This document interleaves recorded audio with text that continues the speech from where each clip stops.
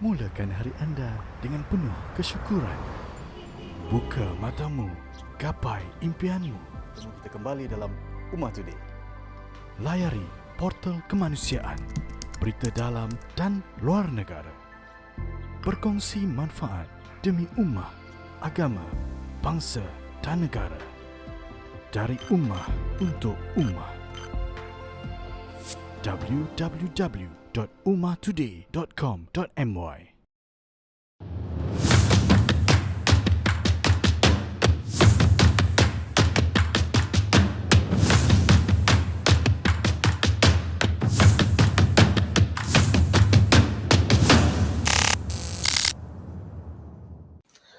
Assalamualaikum dan selamat sejahtera. Kembali lagi kepada rancangan Ummah Live hari ini bersama hos anda, Is Nazaruddin, akan mengupaskan tajuk kita hari ini, Hala 7 Kraft Tangan Malaysia. Okey. Seperti anda tahu, pada suatu ketika dahulu, kraft tangan di Malaysia ni sangat popular. Mungkin pada zaman-zaman dahulu anda boleh lihat seni ukiran kayu yang sangat lawa. Tapi, bab kata pepatah, adat ditelan zaman. Kita boleh nampak, kita boleh lihat sekarang ni, budaya seni kraft tangan tu semakin tidak relevan dan semakin ditinggalkan. Dan kerana itu, kita menjemput tetamu hari ini, pengarah seksyen akademik dan kemahiran kraft tangan, Sohibul Azri bin Ahmad. Cik Sohibul, Ya, apa khabar? baik. Alhamdulillah. Alhamdulillah. Cik Sohibul, Ya. saya tahun ni plan ke mana? InsyaAllah saya 27 bulan malam lepas tarawih, insyaAllah saya akan berangkat balik kampung sebelah isteri di Kota Baru, Kelantan. Wah, Kota Baru Kelantan. Ah, Apa jalan tu, Sohibul? Jadi, Encik Sohibul, boleh terangkan sedikit apakah itu kraft tangan? Okey, kraft tangan tu kalau ikut menurut takrifannya lah, hasil kerja seni yang kita lahirkan dan kita buat menggunakan tangan ataupun sebahagian daripada menggunakan tangan. Sebahagian daripada menggunakan tangan ni adalah maksudnya seperti menggunakan alatan-alatan ringkas, alatan-alatan tangan. Kan? Kalau macam ukiran kayu menggunakan pahat, kayu, pisau ukir, pisau wali. Kan? Kalau dalam logam, pahat logam, pengukir dan sebagainya lah. Ini termasuklah tenun dan seramik dan yang lain, dalam bidang kraft yang lain. Dan dia adalah hasil kerja seni kita lah, hasil kerja kebudayaan yang mencerminkan kebudayaan sesuatu bangsa ataupun komuniti. I see. Itu Okey, tarifannya. kalau... Sorry, apa? Okey. Itu tarifannya, Encik Is. Okey. Terima kasih Encik Sohibul atas tarifan tu. Okey. Dan kita nak tanya, dari segi perkembangan industri kraft tangan negara ni, apa yang Encik Sohibul boleh katakan? Okey, kalau melihat kepada perkembangan seni, perkembangan industri kraft tangan Malaysia, di Malaysia ni lah khususnya, kita lihat sebenarnya industri ini berkembang dengan sangat baik kan. Ini bukan sahaja dalam industri, bahkan juga dalam kita punya industri pendidikan seni kita, perkembangan pendidikan seni di negara kita. Kalau dulu ya mungkin kita nampak macam Encik Is cakap bermula tadi masa mula kita punya sesi tadi, Encik Is sebut masa introduction tadi, craft sekarang seakan-akan macam tidak relevan. Sebenarnya bukan tidak relevan. Mungkin saya nampak generasi kita pada waktu gini masa kini mungkin kurang menyelami ataupun memahami akan kepentingan dan kegunaan produk craft itu sendiri. Dan mungkin juga maklumat-maklumat yang secara terdetail atau terperinci berkaitan dengan industri craft ini tidak sampai secara menyeluruh kepada masyarakat umum. Kalau kita tengok, kalau dulu memang produk craft, barang-barang dengan craft ni, seni-seni craft ni kita guna secara fizikal, memang kita guna dalam kehidupan seharian kita di rumah, baik di dalam dapur, dalam seni hiasan dalaman kita, di taman kan, periasan diri, memang kita gunakan produk craft. Sebab dulu pun kita memang tak ada, kalau era dululah kita tak ada penghasilan produk tu, semuanya kita menggunakan tangan dan tools yang ringkas macam sebut tadi, alat-alat ringkas. Jadi dia tarifan ni adalah craft tangan. Tapi setelah kita berubah revolusi tu, industri 1.0, 2.0, kita menggunakan banyak mesin-mesin dan jentera. Jadi industri craft tadi yang sebahagiannya telah diambil alih oleh industri yang lebih bersifat moden pada era kini lah. Dan kalau nak sebut berkaitan dengan pendidikan craft ni, kalau di Malaysia ni, saya boleh katakan penerajunya dia adalah craft tangan Malaysia lah, yang melalui Institut Craft Negara, di mana tempat saya bekerja sekarang. Jadi pendidikan craft ni, kalau kita tengok, memanglah pada waktu dulu, ketika dulu, pendidikan ni kita dilaksanakan secara turun-temurun daripada ahli keluarga, macam ayah kepada anak, atuk kepada anak, begitulah, kepada cucu dan sebagainya, ataupun kepada anak-anak murid yang kita, maksudnya pengajian tu tidak berlangsung secara, ataupun latihan tidak berlangsung secara formal lah kiranya. Ya. I see. Dan sekarang kita telah ada pun institut yang menjalankan ataupun menganjurkan latihan ataupun pengajian ini secara formal, iaitu Institut Craft Negara, kan. Tapi sebelum adanya wujudnya Institut Craft Negara di Rawang ni, latihan kemahiran ni telah dilaksanakan di peringkat semua cawangan craft tangan Malaysia di Malaysia. Kita ada semua, di semua negeri kita ada craft tangan. Contoh, saya bagi contoh, macam contoh di Kelantan, dulu kita pusat latihan batik, kan, tempatnya adalah di Kelantan, latihan dilanjutkan. Untuk songket dan tembaga di Terengganu, kan, craft songket dan Terengganu. Untuk seramik, di cawangan craft tangan Perak, kan, dan juga untuk ukiran kayu di cawangan Pahang. Dan bermula pada tahun 2001. 2001 ni kita satukan, himpunkan semua craft tangan, ambil inisiatif ni sebab kita melihat benda ni perlu. Kerajaan nampak perlu kita menjaga, memelihara, kan, dan kita kembangkan lagi kita punya industri ni. Jadi kita satukan latihan ni semua di satu pusat, di Institut Craft Negara ni di Rawang. Dan di Rawang ni dulu sebenarnya kita punya ibu jabat, dan dia berubah fungsi dan menjadi Institut Craft Negara, dan kita satukan pada tahun 2001, kita himpunkan dan kita buat pengajian secara formal pada waktu itu. Walau bagaimanapun, kita pada ketika itu kita hanya mengeluarkan sijil kita sendirilah, sijil peringkat craft tangan sendiri. Cuma ada dua bidang, iaitu bidang batik, tak salah saya, bidang batik lukis dan tenunan songket dan dasta yang kita ada. Maksudnya kita ada pengiktirafan SKM MLBK, waktu itulah, Majlis Latihan Profesional Kebangsaan. Untuk makluman Cik Is, kita di IKN kita ada 6 bidang utama yang kita tawarkan untuk pengajian. Pertamanya kita ada seni kraft batik, seni kraft tenunan, seni kraft kayu, seni kraft logam, seni kraft seramik dan seni kraft rotan, kan. Saya sebut tadi sebelum ni bermula pada sebelum 2001 dan 2001 kita hanya menawarkan sijil kita sendirilah. Cuma ada 2 bidang saja yang mendapat SKM, iaitu batik lukis dan batik dan juga tenunan tadi saya sebut. Dan kemudiannya kita bergerak lagi lah untuk menunjukkan pentingnya industri dan juga pendidikan ni. Jadi pada tahun 2009 kita mendapat pengiktirafan JPA, yang mana dia membawa maksud dia setara dengan APTA awam, kan. Kita dia setara. Yang tu kita anjurkan sijil dan diploma untuk semua bidang lah, kan. Semua bidang sijil dan diploma untuk 6 bidang tadi saya sebut tadi. Dan kemudian kita terbarulah kita ada dapat pengiktirafan pula di bawah akreditasi penuh MQA, untuk semua bidang kita, 12 program kita dapat pada Oktober 2016. So kita tak bimbang lah, sesiapa yang belajar kat IKN ni kita dapat pengiktirafan penuh daripada MQA sendiri, kan. Dan 2019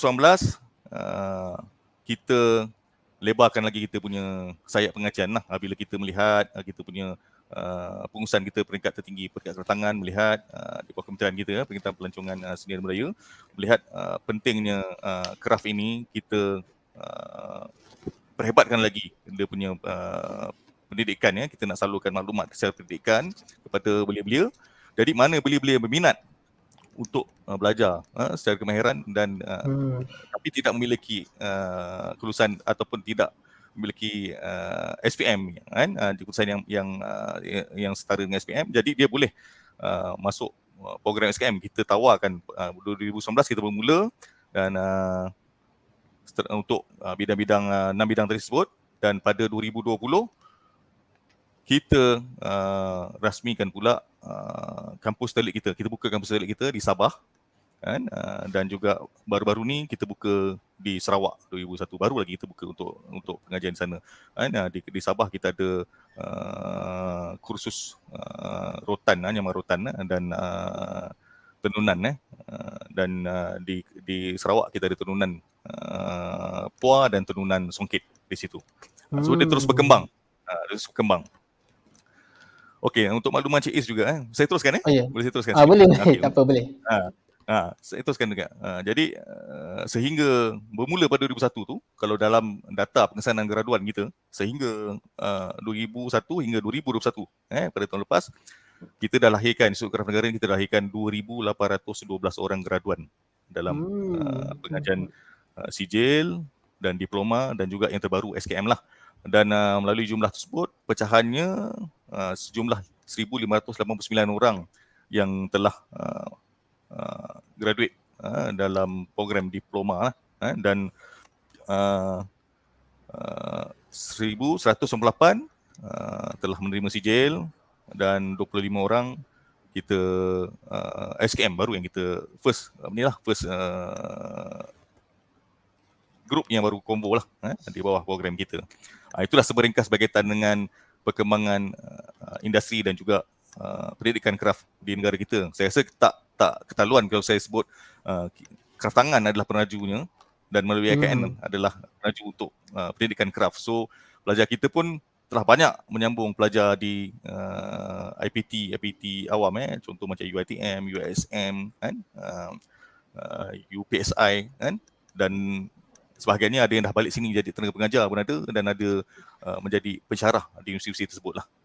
Itu sebahagian seberingkas untuk mukadimah ni. Saya sudah panjang juga saya sebutkan. Tapi tak apa, bagus sebab kita dapat banyak penerangan actually tentang kraft tangan negara ni. Sebab mungkin silap saya tadi saya nak kata kraft tangan ni tak relevan. Actually berdasarkan explanation Abang Sohibul, Encik Sohibul tadi, actually kraft tangan ni gerak seiring dengan zaman sebenarnya. Ya. Dia ada perkembangan, dia ada banyak lagi cawangan apa semua, and then ada macam Cik Sohibul kata tadi, kerajaan take notice kepentingan kraft negara ni, kraft tangan ni. Sorry, Cik Sohibul. Ya, Cik Is. Sorry okay. Tapi saya nak tanyalah Cik Sohibul, kita sekarang kita dah berada di zaman yang teknologi yang sangat moden. Kita boleh nampak mesin ni dah boleh direka untuk mencipta kraft tangan juga. Okay, kalau pendapat Encik Sohibul, apa beza sentuhan tangan manusia ni dengan kraft yang direka oleh mesin? Okey, saya akan menjawab bagi dua keadaan lah. Satunya secara berkaitan dengan industri itu sendiri dan juga satu lagi berkaitan dengan pendidikan lah. Saya tak nafikan lah, secara personal tak nafikan perubahan semasa, perubahan global dengan IR 4.0 sekarang ni dan mungkin nak sampai 5.0 dah. Memang ada kesan kepada perkembangan industri kraft tu sendiri dan juga industri pendidikan ataupun perkembangan dalam pendidikan kraft tu sendiri. Dan kalau kita dari peringkat IKN ni memang kita agak terasa juga kan dalam kita PDP kita pembelajaran pengajaran kita itu, apabila kita perlu bermula kan, nak pula kita baru ni kita dalam era pandemik kan, yang melanda negara kita, bukan negara kita, satu dunia 2 tahun. Jadi proses belajar tu agak perlu berubah dan kita IKN alhamdulillah kita berubah ke arah itu. Memang kita ada menganjurkan kaedah pembelajaran secara maya kan. Kita pengajian kita latihan kemahiran tangan. Jadi agak agak sukar jadi dia peringkat pengajian teori itu tak ada masalah. Kita boleh kita menggunakan lalat macam Zoom, Google Meet dan sebagainya kan, dan macam-macam ikhtiar yang kita gunakan untuk meneruskan pengajian di peringkat IKN ni lah, khusus dalam bidang craft ni. Tapi setelah 2 tahun tu alhamdulillah pelajar kita dah boleh balik ke IKN ni dan pengajian kita berlangsung seperti biasa.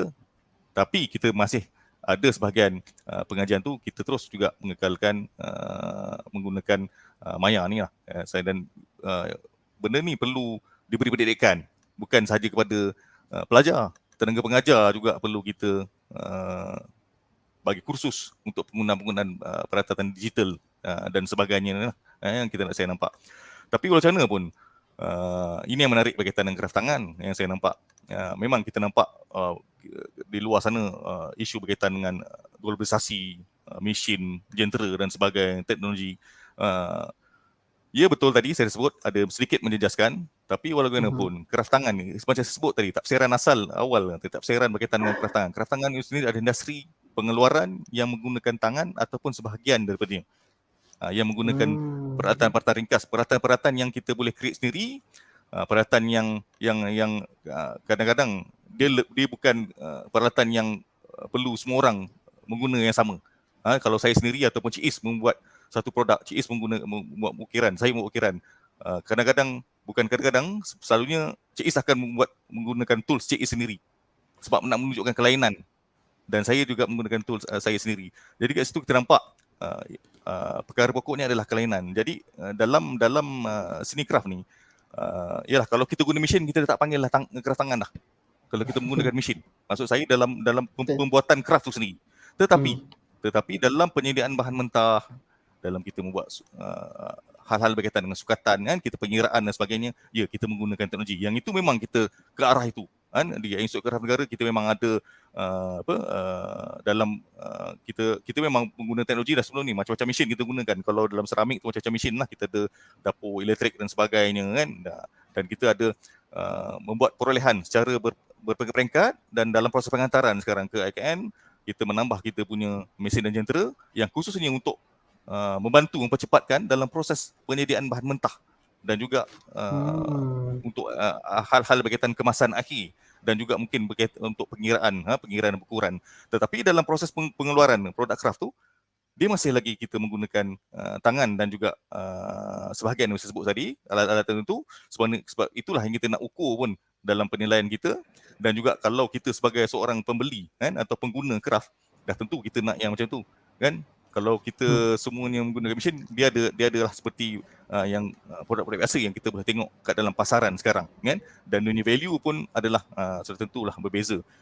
Itu yang saya nampaklah berkaitan dengan hal berkaitan dengan perubahan itu tadi. Dan juga Encik Is, yang menarik ni sekarang ni kan, ialah kita sebagai era global, dalam masa sama dunia juga menyebut berkaitan dengan green environmental, green dan sebagainya kan, untuk hijau. Jadi saya menyerulah kepada semua, kalau kita tengok kan, craft lah solusi ni.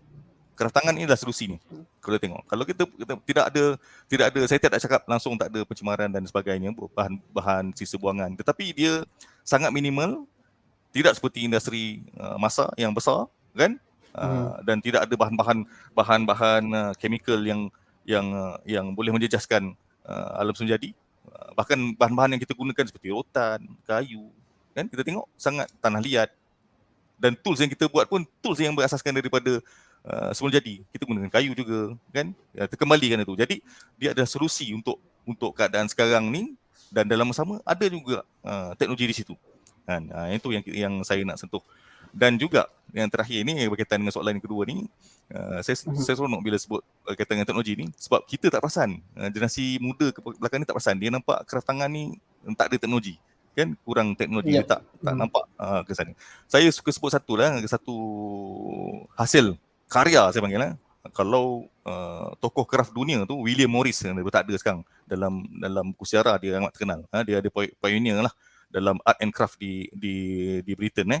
Dia pernah sebut Chris adalah hasil karya terbaik dunia kan. Keris ada karya terbaik dunia. Keris ni berfungsi dari sudut, macam saya sebut tadi, ada dua fungsi. Satu dari sudut fizikal dan satu lagi dari sudut spiritual. Dia berfungsi dari dua sudut. Dari sudut fizikal dia dah senjata lah, tapi sekarang kita tak gunakan sebagai senjata. Dari sudut spiritual dia perlambangan kepada darjat kudrat kita kan, dalam sistem deraja pemerintahan. Dia nampak pertahanan, dia nampak di sudut spiritual.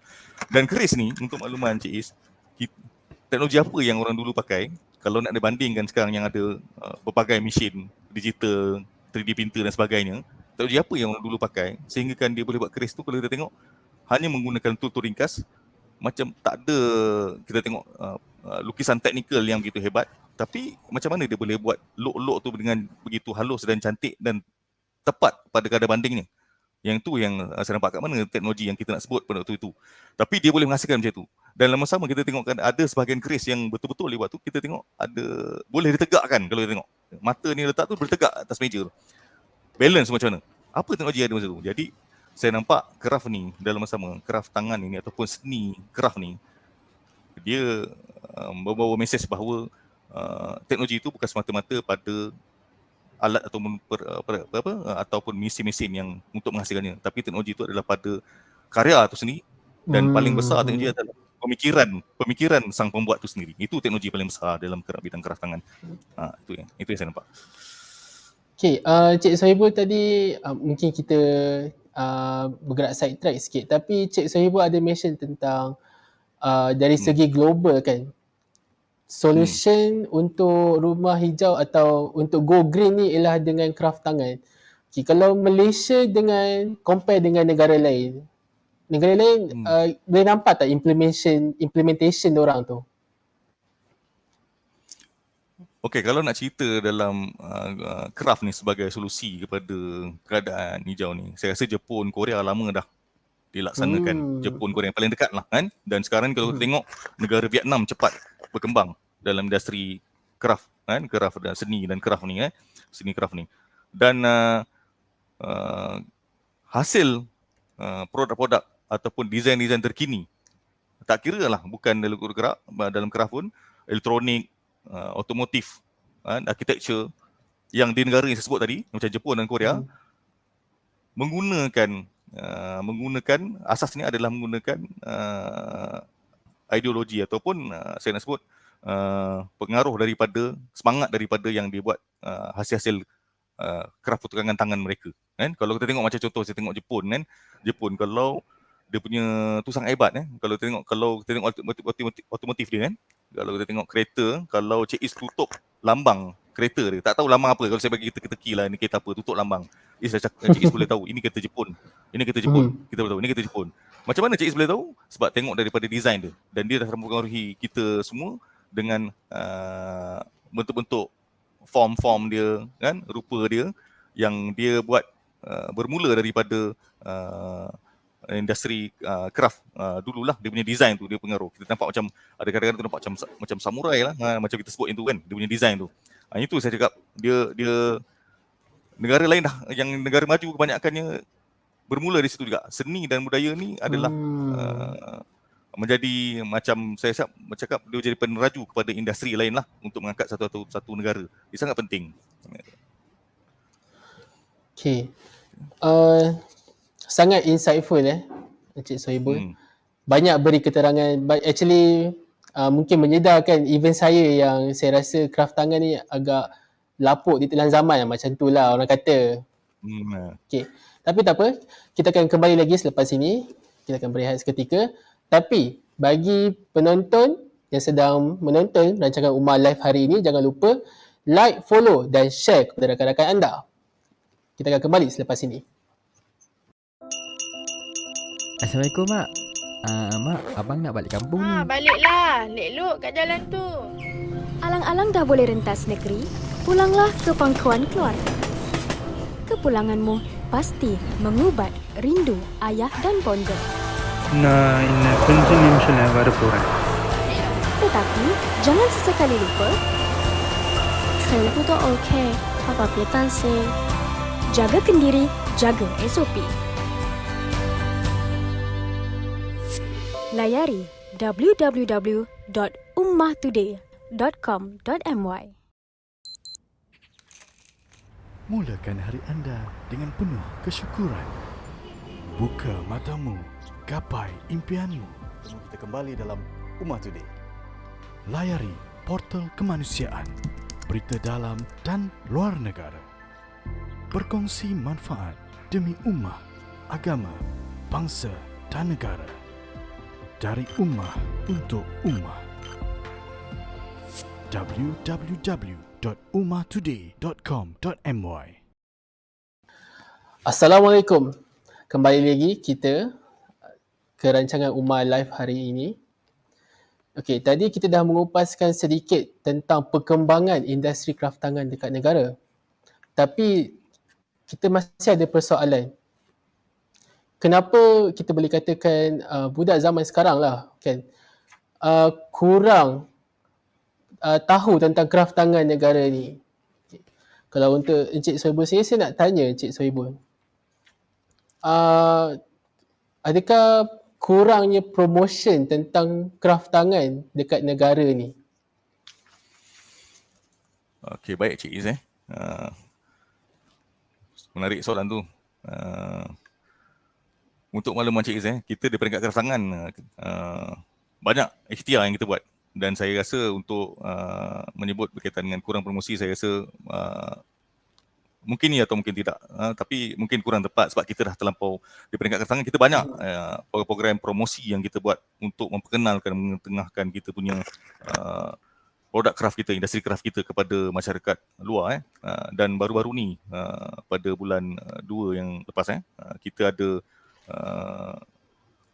anjuran kita setiap tahun acara tetap kita lah, majlis tetap kita itu Hari Kraft Kebangsaan. Hari Kraft Kebangsaan yang menghimpunkan sekitar 5 hingga 600 usahawan kraft seluruh Malaysia daripada Semenanjung dan juga Sabah Sarawak akan datang ke Jalan Konleh, ke kompleks kraft kita di Kuala Lumpur, kompleks kraft Kuala Lumpur kita, dan kita mengadakan promosi selama 14 hari lah biasanya, dan semua bidang kraft ada di situ. Dan kita ada Hari Kraft itu memang tiap tahun kita buat. Dan selain itu kita juga ada menganjurkan promosi lain yang banyak macam promosi Aidilfitri kan. Cuma tahun ni kita tak dapat laksanakan lah sebab terlampau singkat dan kita disebabkan pandemik baru ni kan. Promosi kerja kahwin, berkaitan kerja kahwin kita ada promosi juga. Kita ada ini yang bertema promosi Aidilfitri saya sebut tadi. Dulu kita ada Nusantara dan sebagainya. Dan kita juga promosi di pusat belah. Kita ada banyak pusat belah yang kita ketengahkan usahawan dan juga produk kita. Ini semata-mata untuk mempromosikan kita punya produk, untuk perkenalkan kita punya keluaran produk dan juga program-program yang kita buat di bawah Kraftangan Malaysia dan juga IKN. Dan di peringkat IKN juga kita mempromosikan kita punya program kan untuk kita menarik lebih ramai belia untuk menyambung pengajian di IKN. Kan? Selain itu kita ada juga dulu kita ada buat program-program sampai bukan dalam negara, luar negara pun kita pergi. Saya sendiri pun pernah pergi mempromosi kraft kita di Frankfurt, Jerman. Saya pernah pergi 2 kali kan. Kita ada Ambionte kan, dan juga Tendance Lifestyle di Jerman. Ada juga di UK kan, di London, di Birmingham, di Dubai, Dubai Gift kan, Hong Kong Gift. Banyak lagi lah, kita memang banyak luar negara, kita sampai luar negara kita mempromosikan kita punya produk kraftangan ni. Cuma mungkin dalam sektor yang lain perlu juga diketengahkan kraft ni kan, kraftangan hasil keluaran orang kita juga. Macam saya sebut tadi pendidikan, dalam pendidikan kita perlu pendidikan daripada awal lagi. Macam kami di peringkat kraftangan kita mengenalkan kraft ni melalui latihan Sarjana Diploma yang mana pelajar lepasan SPM kan. Cuma kita adalah menganjurkan program untuk ada di bawah pemeliharaan kraft kita ada buat program-program untuk kanak-kanak sekolah rendah dan sekolah menengah. Itu program interaktif kraft kita memang buat. Setiap kali promosi kita ada buat dan juga kita memang secara terbuka. Dan di peringkat IKN kita di sini juga ada buat menganjurkan untuk orang awam siapa-siapa yang berminat untuk belajar kraft secara asas. Ada yang sehari, ada yang 4 hari dan ada yang 10 hari kita anjurkan. Untuk asas macam batik blok, batik ikat kan, ukiran kayu, ukiran Kerawang sahaja. Kita ajar sangat ringkas. Ini terbuka pada semua di bawah program kita yang dipanggil Creative Craft Studio. Kan? Kita ada package kita tu. Dan kita kenakan cas yang sangat minimum. Saya boleh katakan cas tu bukan untuk mendapat keuntungan. Memang tak ada keuntungan pun kat situ. Cuma bahan mentah je. Kita consider macam komitmen untuk bahan mentah. Itu untuk orang awam, siapa-siapa yang berminat boleh datang untuk belajar sini. Dan kita mengharapkanlah daripada peringkat lain yang pendidikan ni perlu perhebatkan untuk memperkenalkan dalam bidang pendidikan kita punya craft kita ni. Macam saya sebut daripada awal sesi tadi kan, apa kepentingan craft tu sendiri kan, yang mana kita perlu pupuk generasi muda kita ni untuk mencintai, untuk suka dengan craft ni. Sekarang ni kita tengok budak-budak lelaki kita ramai kalau saya rasa raya ni pun kita tengok nanti. Budak lelaki kita, budak Melayu kita pakai tengkolok. Betul je Is, nampak? Alhamdulillah dia dah nampak macam dia pakai dan dia faham kenapa dia kena pakai tu. Dan itu menunjukkan adalah sikit sinar untuk generasi baru ni untuk meminati semula. Macam sebut tadi, salah satu sebab kita kena gunakan dia solusi kepada green environmental yang saya sebut tadi kan. Dan juga dia memberi lambang yang tinggi kepada pengguna tu kan. Kalau seorang tu menggunakan craft, menggunakan pakai, tak kiralah dalam menggunakan sebagai pakaian ataupun letak di rumah, kita boleh nampak orang ni memahami akan kepentingan budaya dan juga dia mungkin mempunyai jati diri yang tinggi kan. Jati diri ni bukan kita sebut-sebut sahaja jati diri tapi tak faham maksud jati diri. Jati diri tu dia melambangkan kefahaman yang orang yang dari sudut keagamaan, kebangsaan, politik, patriotik kan kita dan sosial kan yang akhirnya membawa kebaikan kepada individu tu dan juga kepada negara lah kan. Ini sebut kita panggil sebagai jati diri. Dia mempunyai kebudayaan yang sangat kuat kan, dan berbudaya tinggi lah. Biasanya kalau kita sebut budaya tinggi ni, negara yang berbudaya adalah negara yang maju. Jadi kita sayanglah kalau kita generasi baru tak nampak kepentingan ni kan. Dia bukan saja boleh menyumbang kepada sektor-sektor kebudayaan semata-mata, tapi dia juga menyumbang kepada ekonomi individu dan juga negara yang saya nampak dalam industri craft ni. Jadi penting untuk belia-belia kat luar sana untuk mengguna pakai ataupun terlibat dalam industri ni. Dan sekarang kita tengok cara bekerja ataupun dalam sektor pekerjaan corak pun dah berubah Encik Is kan. Kita tengok macam kerja-kerja makan gaji ni bukan jadi pilihan utama dah kalau kita tengok. So kita tengok budak-budak sekarang ni, remaja-remaja sekarang ni, dia orang lebih berani. Macam-macam industri dia orang ceburi. Maksud saya industri perniagaan. Kalau tengok kalau dulu kita nak makan burger dan sebagainya, kita kena pergi kedai-kedai jenama-jenama tertentu yang ada kan. Sekarang ni dia orang boleh buat homemade. Dan craft tadi saya sebut adalah homemade. Kalau perkataan craft saja kita tinggalkan, tidak ada perkataan craft tangan. Craft menunjukkan perbuatan yang menggunakan tangan. Bukan produk berfungsi macam fizikal macam saya sebut tadi, pakaian saja mata, macam makanan apa semua itu adalah perbuatan yang sama. Jadi dia punya spirit tu sama. Dan saya nampak keadaan tu sangat positif bila kita punya belia sekarang dia memang secara sedar atau tidak dia menuju ke arah tu. Dan kepelbagaian tu saya nampak menarik. Kalau kita dulu pun kita tengok kalau dalam fashion semua orang kan. Sekarang kita tengok pelik-pelik dah. Kita tengok pelik lah.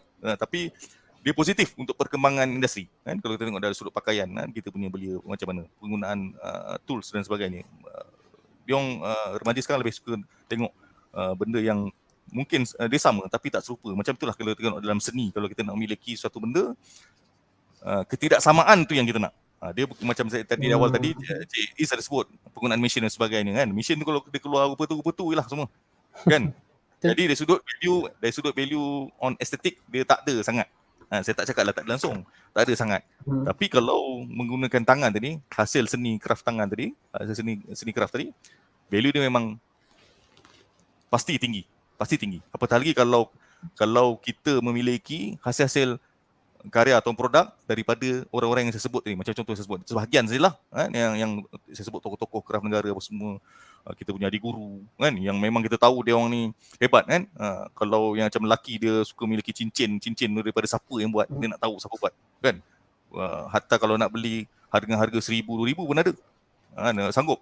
Pisau untuk untuk melapah menyembelih ni. Lepas raya puasa ni kita akan ada raya haji pula. So ramai akan cari pisau lapah dan sembelih yang menggunakan betul-betul teknik tempur kan, bukan kita keluar mesin macam pisau biasa, tak. Dan kita tak tahu siapa yang beli, dan bila kita pakai memang kita akan rasa puas dan kita rasa berbanggalah memiliki produk macam ni. So benda-benda maklumat macam ni yang perlu sampai kepada kita punya belia kan, akan kepentingan menggunakan kita punya keluaran produk kita ni, dan lagi cantik kalau, dan lagi bagus kalau belia-belia kita ni menceburi dalam bidang ni. So kita perluaskan lagi, bukan bahan-bahan yang saya sebut di awal tadi sesi saja tu, kita boleh perluaskan ni berbagai bahan yang ada di sekitar kita lah. Jadi sebenarnya promotion tu bukan satu isu lah. Sebab kita macam Abang Encik Sohibul kata tadi pun, dah macam-macam tempat dah Encik Sohibul pergi, dan memang macam-macam program Encik Sohibul telah anjurkan dari pihak IKN dan sebagainya untuk mempromosikan kraft tangan negara ni sebenarnya. Tapi saya nak tanya Encik Sohibul, pendapat Encik Sohibul dari sudut sokongan kerajaan. Kalau apa usaha-usaha kerajaan untuk membantu peniaga-peniaga kraft tangan ni, atau untuk membantu menaikkan kraft tangan negara? Okey, kalau nak sebut dari sudut bantuan kerajaan memang sangat banyak lah. Macam kami sendiri di Institut Kraft Negara, kami ni institut bahagian daripada Kraft Tangan Malaysia, agensi Kraft Tangan Malaysia, Perbadanan Kemajuan Kraft Tangan Malaysia kan. Kraft Tangan Malaysia ni adalah di bawah Kementerian Kementerian Pelancongan Seni dan Budaya kan. Dan banyak sangat inisiatif yang kita dah buat. Untuk makluman Cik Is, kita di bawah Kraft Tangan, kita ada bahagian pembangunan usahawan yang besarnya, bahagian pemasaran dan promosi, bahagian rekaan, dan kita lah Institut Kraft Negara. Cuma IKN ni, Institut Kraft Negara, kita berada di Rawang. Yang lain-lain tadi tu bahagian pembangunan usahawan, bahagian promosi, seksyen promosi tadi, dan juga satu lagi saya sebut tadi bahagian rekaan itu di peringkat Ibu Jat kita Jalan Konde. So usaha yang kita buat kan memang sangat banyak. Kalau di bawah pembangunan usahawan, kita macam kita menganjurkan promosi tadi, kita memberi latihan, memberi kursus, macam-macam kursus. Kalau sekarang dalam era digital, khusus penggunaan FB, khusus pemasaran secara digital, khusus kewangan, memang kita buat memang saban tahun. Dan juga kita ada di setiap negeri kita, saya sebut tadi, ada di 14 negeri kita semua ada cawangan. Dan semua negeri kita ada pusat inkubator kita. Pusat inkubator kita yang mana untuk bagi peluang kepada belia-belia, terutama ni pelajar IKN kita lah yang habis belajar, yang nak mulakan perniagaan atau memulakan perusahaan kraft. Jadi dia boleh pergi ke cawangan-cawangan kita. Contoh macam di Kelantan kita ada inkubator batik, pusat inkubator batik. Di Perak kita ada pusat inkubator seramik kan. Di Pahang kita ada pusat inkubator kayu kan. Di Terengganu kita ada pusat inkubator songket dan sebagainya. Jadi ini peluang kita bagi pada kita punya belia untuk memulakan perusahaan, dan kita mengenakan cas yang sangat murah.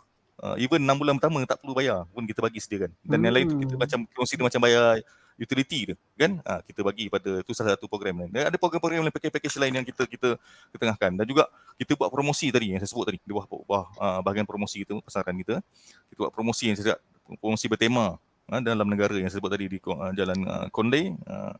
Hari Kebangsaan kita memang saban tahun lah. Lepas tu kita Aidilfitri, kerja kahwin dan sebagainya macam. Dan kita bawa juga ke promosi-promosi pusat beli belah kan. Ada yang di cawangan negeri kita buat, dan ada juga di peringkat luar negara kan. Dulu kita memang selalu buat negara. Mungkin sekarang ni kita akan bermula semula selepas keadaan negara pulih lah, dunia pulih. Sebab sebelum ni kita pandemik, memang kita tak lepas. Kita tak keluar lah kan. Kita bergerak ke arah lain. Itu yang sebahagian daripadanya. Dan juga kita ada untuk yang era digital ni, kita di bawah inisiatif Kraft Tangan, kita masa era pandemik, kita menghimpunkan usahawan kita dalam satu platform FB yang mana usahawan kita semua ada FB masing-masing untuk promosikan produk masing. Kita kumpulkan dalam satu FB yang kita panggil e-Kraft Bazaar. Yang ini inisiatif Kraft Tangan yang saya rasa sangat baik, memang sangat baik dalam pasca pandemik itu. Tapi usahawan kita alhamdulillah masih boleh menjana pendapatan melalui ikhtiar ni yang kita buat ni kan. Dan seramai 2,637 orang ahli yang dah ada dalam tu dah kan, dan kita melibatkan dalam tu, kita himpunkan sejumlah 2,333 orang usahawan kraft di seluruh Malaysia kan, dan melibatkan juga sejumlah 604 orang komuniti. Komuniti ni yang terlibat dalam perusahaan tapi dia belum jadi usahawan, tapi dia boleh juga mempromosikan dalam kita punya platform tu. Dia ada FB dia tu kan, untuk mempromosikan. Kita bagi peluang. Yang ni biasa ni youngster lah, orang muda-muda ni. Dan kita mula pada April 2020 sehingga sekarang ni kita dah catatkan nilai jualan dalam FB Craft Bazaar, Craft Bazaar saja 40 juta 40 juta lebih kurang, 40.4 juta kita dah catatkan untuk tempoh 2 tahun ni. Dan juga kita lancarkan pula platform yang kita bina sendirilah di bawah Kertangan Malaysia ni. Kita platform beli belah secara online, iaitu Minecraft Shop. Kita dah lancarkan dan kita merancangkan aktiviti ni dalam Cik Is boleh tengok betul-betul genuine ni produk asli craft kita, memang tak ada daripada luar dalam platform ni. Boleh untuk shopping secara online dalam ni. Untuk air raya ni pun boleh dalam Minecraft Shop ni, dan dah ada keluar iklan radio baru ni, boleh kita tengok kalau dalam kereta tu kita dengar dah kan. Minecraft Shop dah membuat promosi dah dia punya produk-produk yang banyak kita boleh cari untuk persiapan air raya dan sebagainya kan. Ini dia bermula kita dah buka pada 2020 juga kan, dan dah ada 813 penyertaan usahawan, termasuk kita punya anak syarikat sendiri untuk mempromosikan produk-produk asli daripada keluaran tempatan kita boleh. Ini memang yang produk yang orang cakap high end kan, boleh kita jumpa dalam ni. Dan dah menjana nilai jualan sejumlah 478,475 ringgit dah kan. Satu jumlah yang saya kira alhamdulillah syukur banyak juga.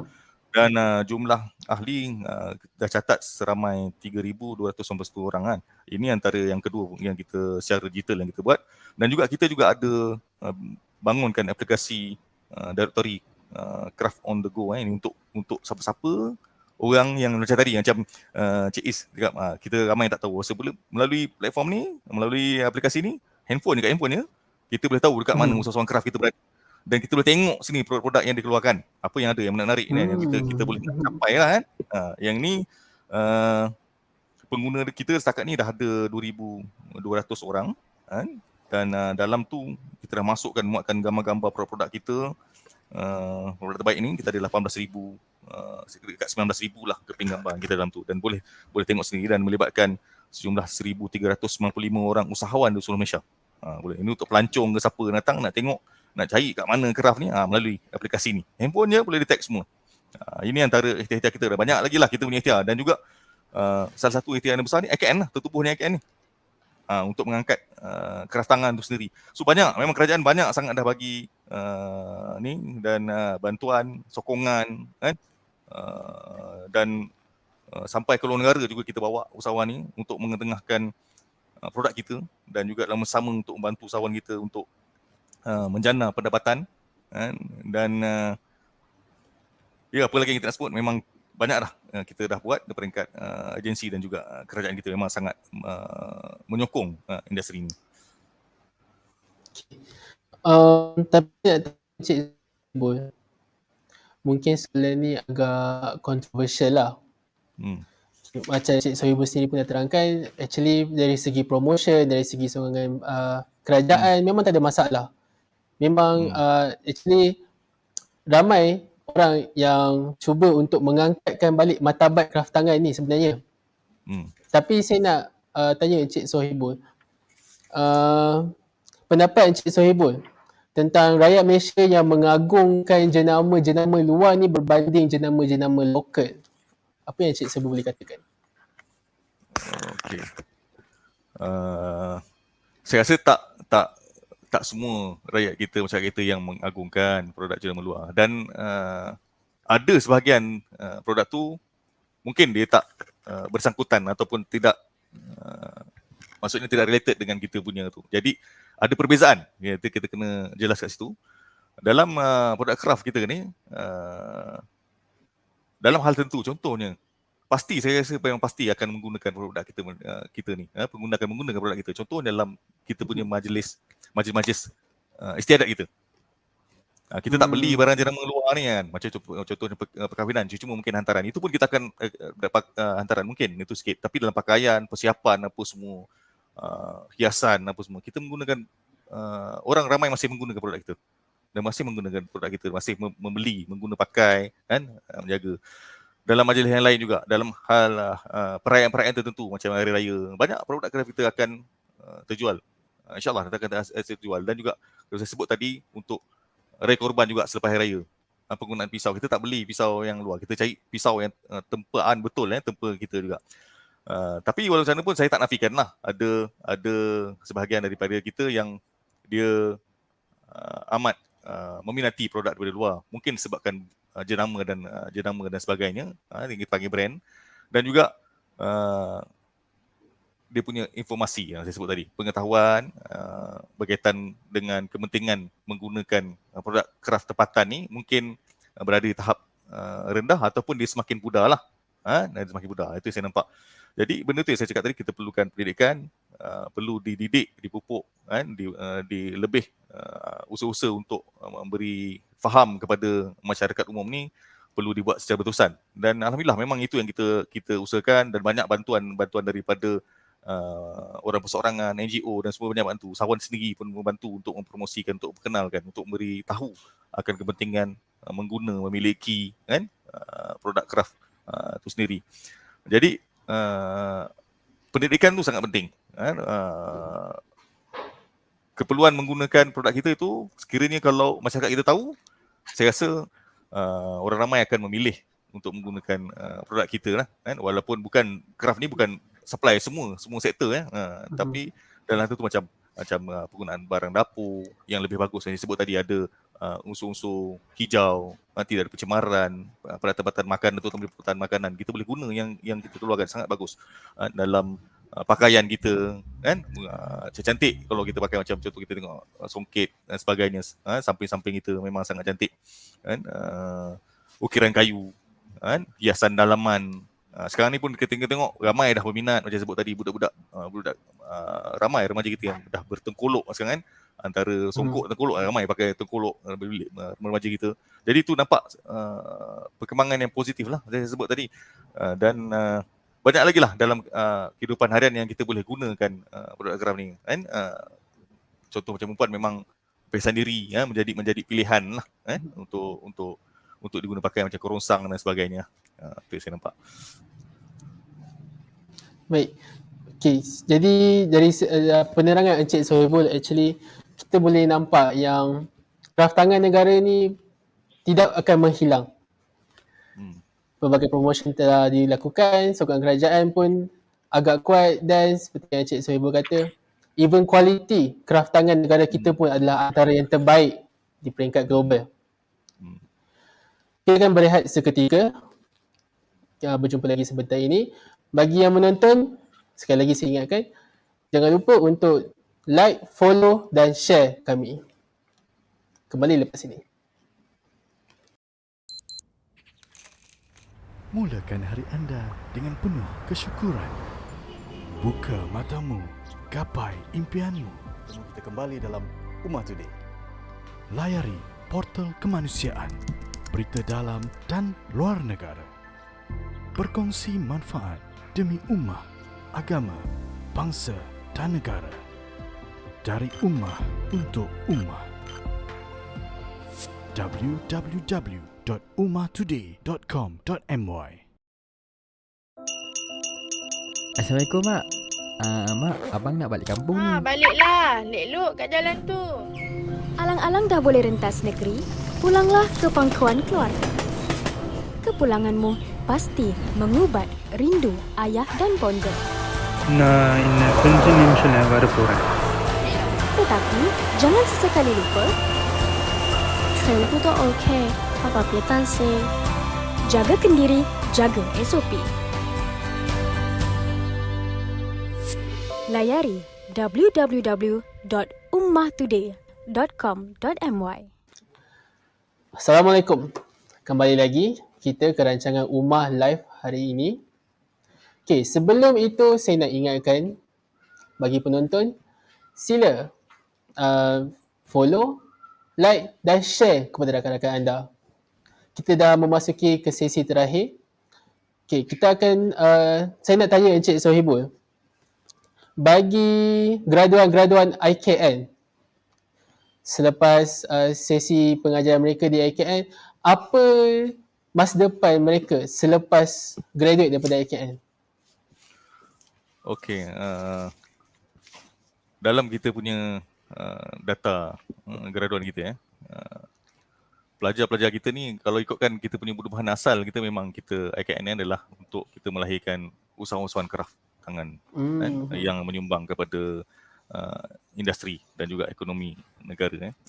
Tapi selain daripada jadi usahawan, kita punya graduan juga ada yang bekerja dalam sektor swasta, ada yang bekerja dalam sektor awam kan, dan ada juga yang menyambung pengajian yang dalam bidang-bidang yang sama ataupun yang sedikit berbeza lah kan, tapi dalam aliran yang sama, itu aliran seni dan kraft. Dan macam saya sebut tadi, daripada jumlah graduan yang kita lahirkan, kita dah keluarkan, itu seramai 2,812 orang. Ini bermula, data yang kita ada daripada 2001 sejak penubuhan IKN di Rawang ni sehingga 2022 kan. Yang itu yang kita ada. Daripada jumlah tersebut, yang menjadi usahawan adalah seramai 311 orang kan. Kalau Cik Is pergi dalam kita punya program promosi Hari Kebangsaan dan sebagainya, adalah usahawan kita, pelajar-pelajar bekas pelajar kita yang menjadi usahawan. Dan alhamdulillah ramai daripada kalangan mereka yang dah berjaya pun terutama dalam bidang tekstil, perhiasan diri, jewellery perhiasan diri dalam batik, ukiran kayu yang dah menempa nama dalam industri kita di Malaysia ni lah, industri kraft. Itu seramai 311 orang yang menjadi usahawan. Dan yang bekerja dalam bidang kraft, yang ini bekerja dengan usahawan yang masih bekerja dengan usahawan yang kadang-kadang lepas practical training, dia terus usahawan terus ambil untuk bekerja dengan mereka lah. Ini seramai lebih kurang 851 orang lah yang kita ada dalam rekod kita. Bekerja dalam sektor awam seramai 149 orang. Yang ini jumlah ni sektor awam kebanyakannya menjadi tenaga pengajar, macam sebut tadi. Ada yang menyambung pengajian daripada diploma. Kita di peringkat IKN kita paling tinggi adalah diploma, dan graduan kita ni sambung belajar di IPTA, dan ada yang menjadi tenaga pengajar, jadi pensyarah. Ada yang balik ke kraftangan menjadi pereka kan, sebab kraftangan kita ramai pereka, dan jadi pengajar kraft. Di IKN sendiri pun kita ada sebahagian besar tenaga pengajar lah bekas graduan kita juga. Dan juga ada yang menjadi kurator, designer dan sebagainya dalam agensi yang lain lah di peringkat sektor awam. Yang bekerja dalam sektor swasta ramai juga jumlah dia, 835 orang kan. Dan untuk makluman Cik Is yang paling terkini lah dalam tempoh 4 tahun kebelakangan ni, 4 tahun 5 tahun kebelakangan ni, pelajar kita dalam bidang khusus seni kraft logam, khusus dalam bidang jewellery, ambat mendapat tempat dalam industri, kerana disebabkan pelajar kita ni kita penuhi dengan ilmu pengetahuan berkaitan dengan bahan mentah, perak dan emas. Jadi dekat luar sekarang ni orang balik kepada pajak gadai pajak gadai Islam. Jadi kita punya pelajar ni menjadi pilihan lah, dan ramai pelajar kita yang mendapat tempat di luar. Habis belajar memang insya-Allah akan diterima. Dan juga dalam bidang yang lain. Dan baru ni ada juga yang telefon saya untuk minta cadangkan nama-nama pelajar bekas graduan kita dalam bidang seramik untuk bekerja dalam syarikat mereka lah. Dan bidang lain, batik kan, kayu pun ramai juga yang bekerja dalam industri ni, bekerja dengan usahawan kita yang besar. Dalam industri kayu ni, satu industri yang ukiran kayu ni industri yang besar juga kalau kat Malaysia ni kan. Kalau Cik Is tengok para usahawan kita memang alhamdulillah ramai yang berjaya kan, yang jutawan pun ada, ramai berjaya.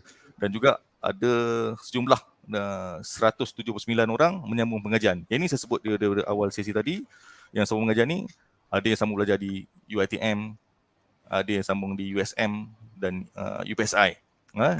UPSI ada panggil UPSI. So menyambung dari peringkat degree dan juga seterusnya melanjutkan ke sarjana. Itu kita punya career path pelajar-pelajar kita lah, graduan kita.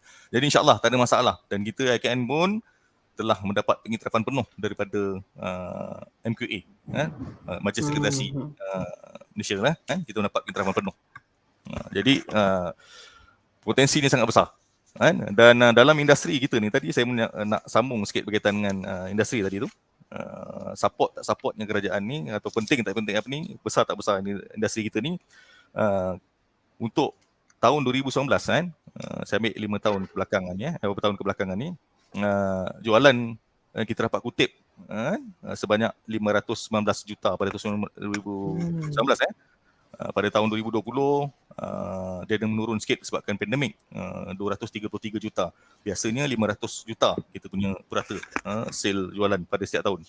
Dan pada tahun 2021 dia turun sikit lagi sebabkan pandemik, saya sebut pandemik tadi, 197 juta, dan tahun ni sehingga Mac 74 juta. Saya nampak ada sinar sikit untuk berkembang semula kan. Tapi puratanya, secara puratanya lebih kurang macam itulah, 500 juta dengan jumlah usahawan purata seramai 4,900 orang lah, dalam 5,000 orang.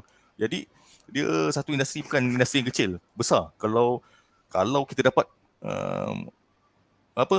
mempromosikan lebih besar lagi, dan masyarakat di luar memang faham betul berkaitan kepentingan menjaga, mengguna tadi produk kita, saya rasa nilai jualan ni akan lebih meningkat. Dan bila meningkat, saya sure bukan ramai yang membeli saja, yang berminat untuk bekerja ataupun membuat perusahaan dalam industri ni akan bertambah dari masa ke semasa lah kan. Itu yang saya nampak.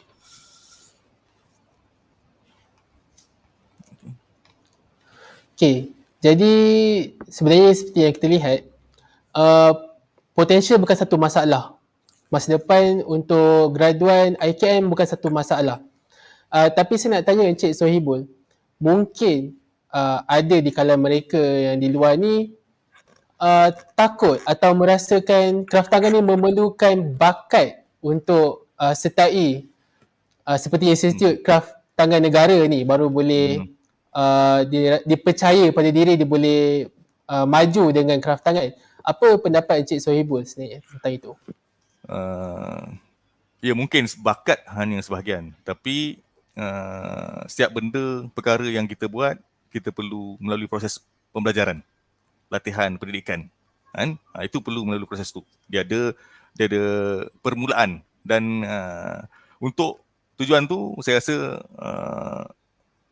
bakal pelajar IKN lah tak perlu risau, sebab kita kat sini ramai tenaga pengajar kita yang sangat expert, memang sangat expert dah berpuluh tahun dalam bidang ni, yang boleh beri tunjuk ajar. Dan dia bukan satu perkara yang susah pun untuk mempelajari, untuk pembuatan pengeluaran produk craft ni tidak susah. Seperti saya sebut tadi, tak perlu sampai saya sebut tadi, sebab kita hanya menggunakan kebanyakan kita menggunakan peralatan yang sangat manual kan. Memang ada mesin-mesin tertentu yang khusus kan untuk hal-hal tertentu, tapi kebanyakan dia manual. Dan cuma dalam bakat tadi hanya membezakan dari sudut identiti seseorang tu. Jadi ada seseorang pengeluar tu ada beza kat situ.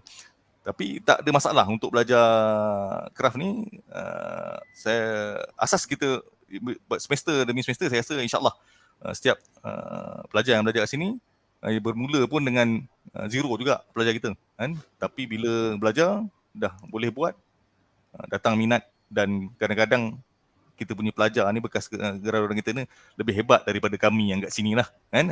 Itu pastilah, sebab dia orang masuk dalam industri, dia lebih tahu, lebih arif sekarang. Kadang-kadang kita panggil pula dia orang ni, bekas pelajar kita, menjadi untuk bagi macam ceramah dan sebagainya, bengkel, workshop untuk pelajar kita pula kan. Sebab dia orang dah banyak pengetahuan ni dapat di luar sana. Jadi belajar ni pada saya bukan isu, sebab semua proses belajar apa saja subjek kita belajar mesti dia bermula dengan, mesti ada permulaan yang kita kena buat kan, kita kena lalui.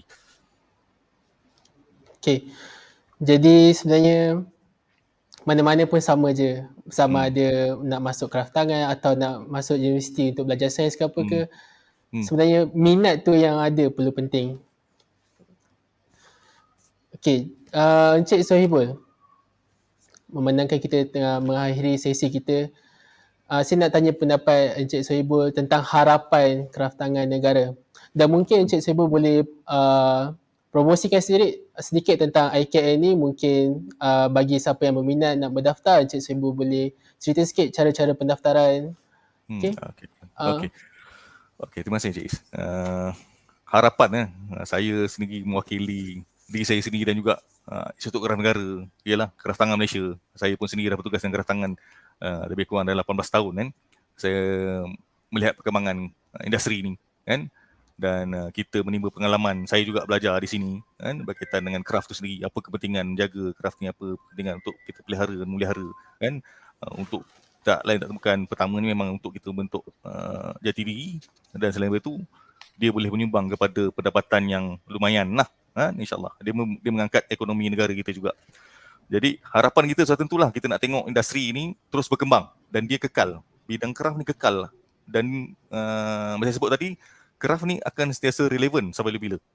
Dia tak ada isu tak relevan sebab dia salah satu alat ataupun tools bagi membuktikan satu ketamadunan suatu bangsa dan negara itulah. Melalui itu. Kalau sebagai contoh, macam contoh kalau di tempat Cik Is ni, dalam bilik Cik Is tu, sekiranya kalau Cik Is sebagai seorang pencari gali yang artifak sejarah nak mencari satu, Cik Is jumpa apa yang di sekeliling ada dalam bilik Cik Is, tidak termasuk kraftangan kita, adakah kita akan berasa bangga? 100 tahun lagi kita cari gali, kita jumpa benda yang peralatan ataupun alat ataupun mesin-mesin yang kita import dari luar, adakah kita akan berasa bangga masa tu? Apakah dia membuktikan sesuatu pada kita? Pada saya tak. Tapi kalau kita tengok 100 tahun ke depan, kita jumpa penemuan artifak kita punya sendiri, peralatan ataupun mesin yang kita cipta sendiri untuk pengeluaran kraft ni, saya rasa kita akan bangga dengan tu sebab hasil pengeluaran kita sendiri. Yang itu saya nampak. Dia penting. Dia penting untuk jaga sebab dia membuktikan suatu tahap intelektual dan kekreatifan satu bangsa ataupun sesuatu komuniti itu sendiri ataupun negara. Dia membuktikan hal itu. Jadi kebanyakan orang luar akan nak salah satu kaedah untuk mengenal satu bangsa, dia akan menilai, dia akan tengok juga, akan mengkaji dari sudut budaya dan kesenian ni termasuk dalam dan kraft ni, termasuk dalam kraft ni. Jadi sudah pasti kita nak industri terus berkembang dan saya yakin memang dia akan, kraftangan ni akan relevan sampai bila, seni kraft yang akan relevan sebab dia kegunaannya adalah menyeluruh, bukan semata-mata perhiasan tapi pakaian kita, kehidupan seharian dapur, peralatan dapur kita kan, dalam seni banner kita, ukiran kayu kita kan, untuk hiasan laman dan taman kita kan, dalam adat istiadat sudah tentulah kita menggunakan, jadi dia sangat relevan. Cuma untuk menambahkan lagi kepesatan industri ini, kita punya golongan belia dan pada hari ini dan masa ke depan kita perlu lebih pupuk kan, lebih perlu dikenalkan dengan kepentingan mengguna pakai produk ni kan, produk kraft tangan gini untuk dia terus lebih maju lah kan. Dia satu industri yang sangat baik, saya sebut tadi, dia boleh beri pulangan pendapatan yang lumayan juga. Dan kita juga nak tengok, harapan kita juga nak tengok IKN juga terus berkembang lah kan. IKN juga berkembang, ramai belia-belia di luar sana memilih untuk menyambung pengajian dalam bidang ni kan. Kita memang saya terbuka untuk menerima, sebab tu kita bukan sahaja dari sudut pengajian secara formal yang kita buka, kita juga mengajukan kursus pendek yang mana orang awam boleh untuk belajar asas pembuatan kraft. Jadi memanglah kita berharap kraft ni akan menjadi, ataupun seni ni akan menjadi penlaju kepada industri lain.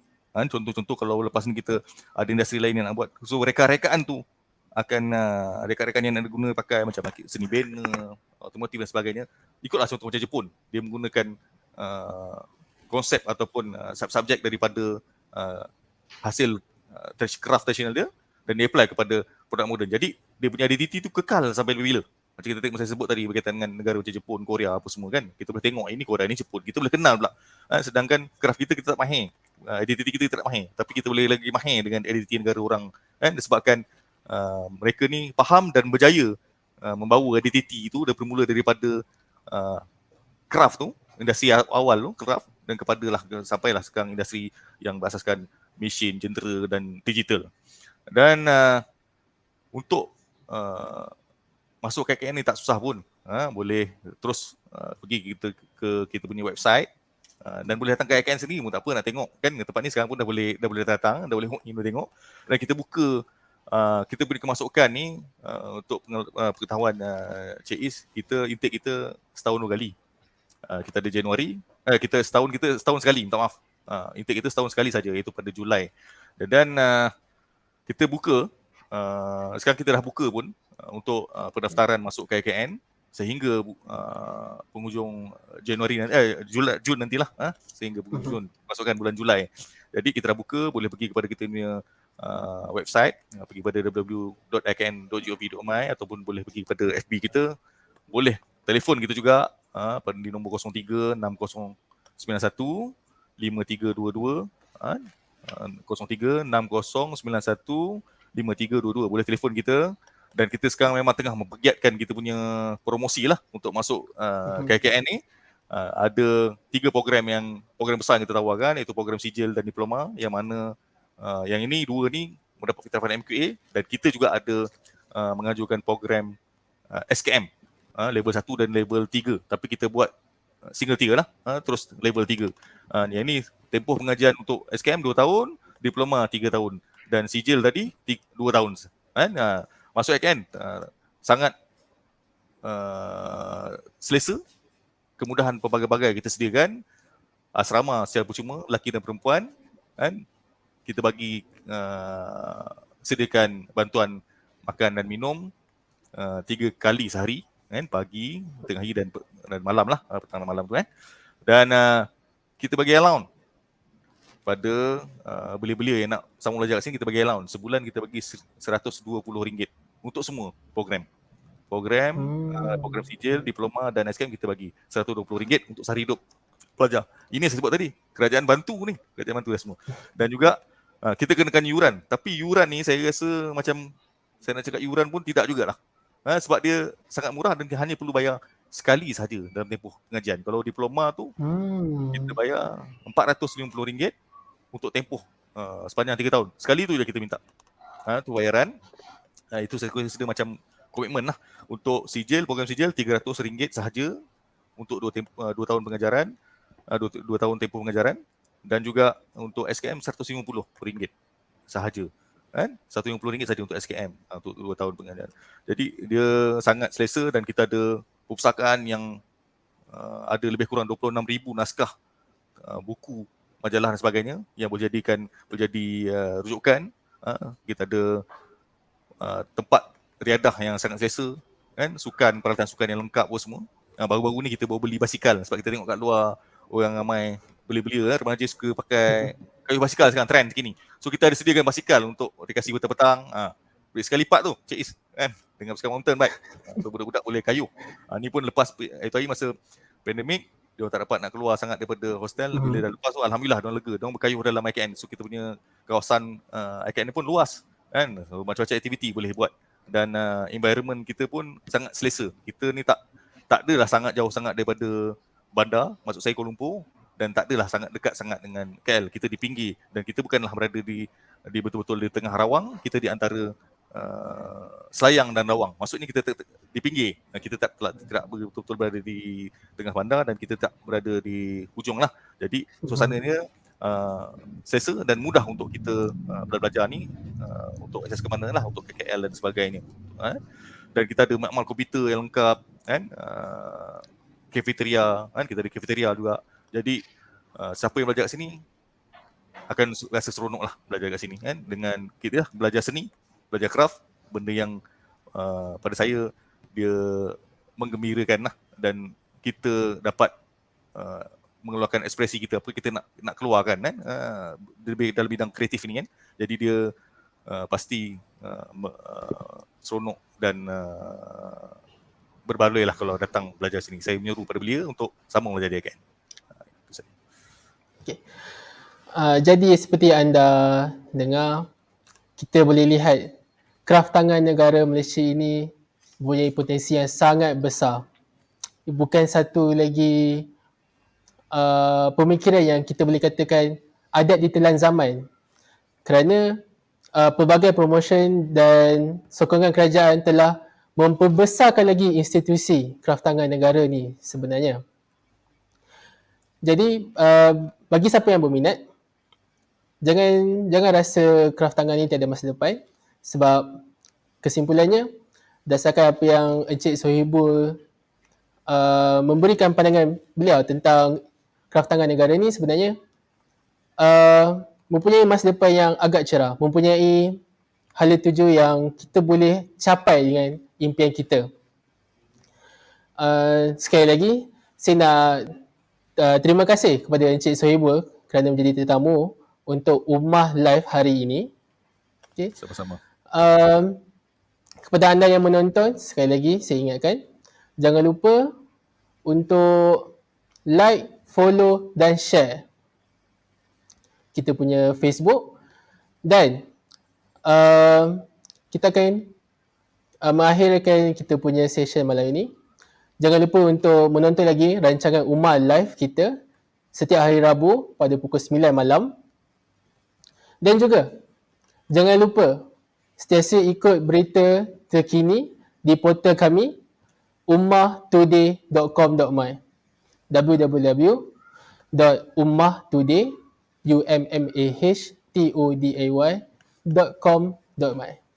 Assalamualaikum.